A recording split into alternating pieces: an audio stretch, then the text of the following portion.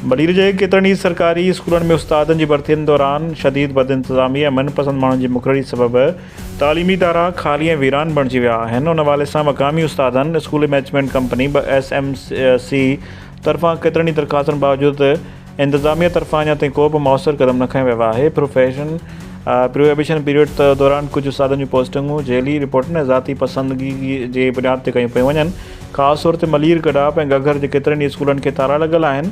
जुर्दगोट, वलीदाद सालार ऐं ॿियनि पसमंदा इलाइक़नि में स्कूल मुकमल तौर ते बंदि पियल आहिनि।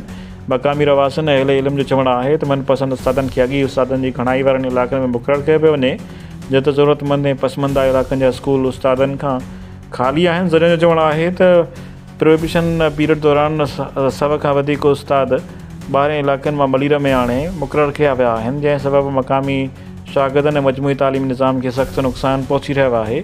सिविल सोसाइटी उस्ताद ऐं वालिदैन तालीम वारे वज़ीर सरदार शाह ऐं DO सेकेंडरी मलीर जे पॉलिसियुनि ते सख़्तु तनक़ीद कंदे उनखे तालीम दुश्मन क़दम करार ॾिनो आहे।